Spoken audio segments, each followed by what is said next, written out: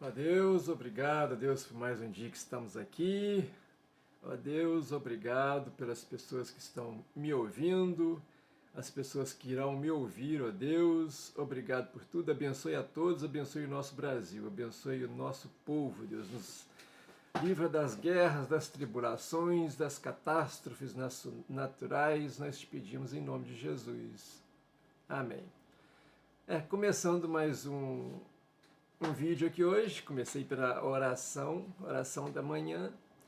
Nós devemos sempre, em tudo que fizermos, orar e pedir a Deus o discernimento, a guia de Jesus para fazermos o que é correto, aquilo que Ele permite que nos façamos. Em nome de Jesus, nós fazemos tudo isso.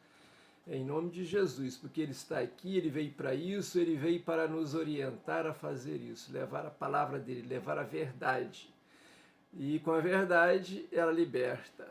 Todas as coisas escravas que nos escraviza, Jesus é o único espiritualmente que pode nos livrar do vício, sem proibir, mas nos livrar do vício, porque o vício é uma escravidão, e muitas outras coisas. O pecado é uma escravidão, a gente viver no pecado é uma escravidão e Jesus nos livra disso.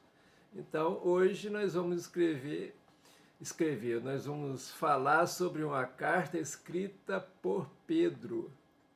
Não sabemos se realmente foi escrito por ele, mas se não foi escrito por ele, foi editado por ele, foi o pensamento dele. Aqui está escrito como carta de Pedro, a primeira carta de Pedro. Ele escreveu duas cartas que estão na Bíblia, duas cartas de Pedro.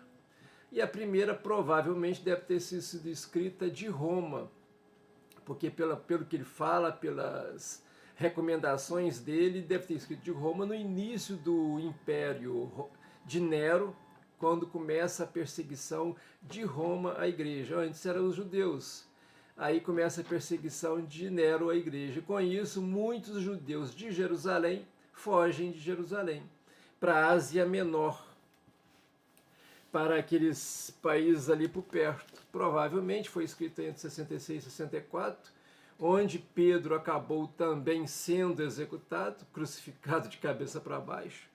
Né? E assim como muitos outros e muitos cristãos sendo martirizados no governo Nero e também pelos judeus de Jerusalém que expulsavam todos os cristãos de lá.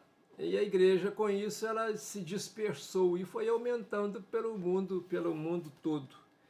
E você pode comprovar isso aqui no primeiro versículo do primeiro capítulo, né?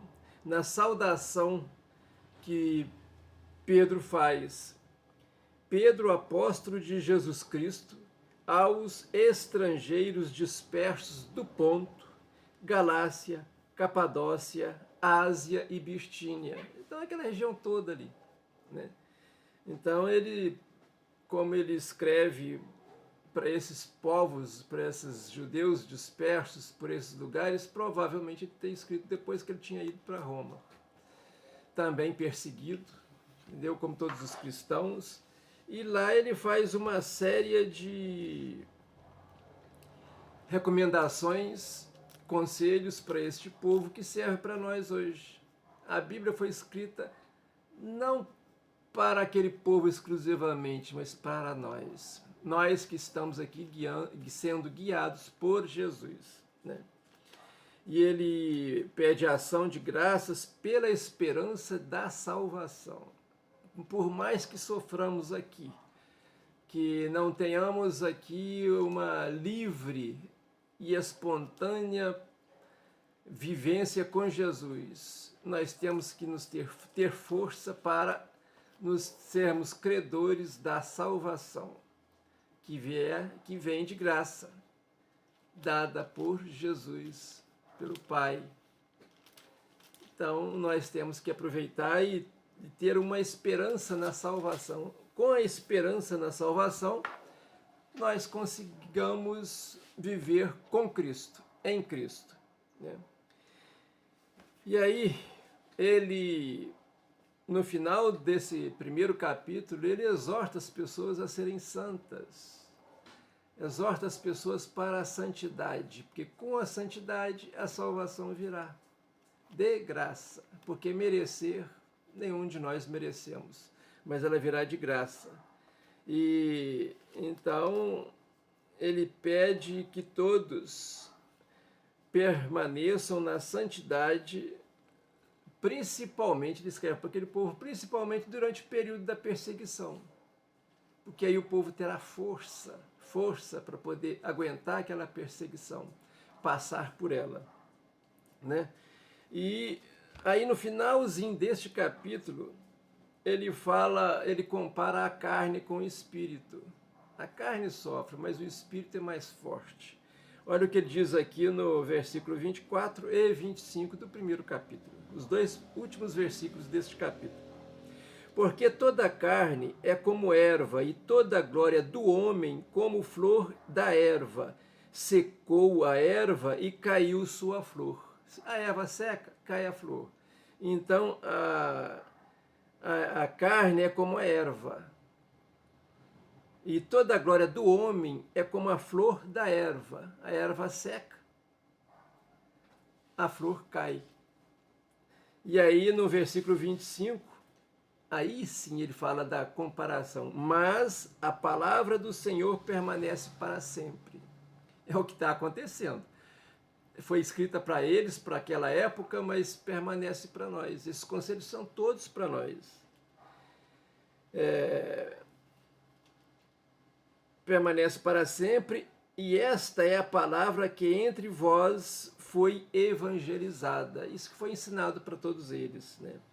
E aí o capítulo 2, começando o capítulo 2, ele já fala: deixando, pois, toda malícia e todo engano e fingimento e invejas e todas as murmurações. Deixar isso tudo. É que nós não podemos fazer. Deixar isso tudo. Viver na santidade com Cristo, né?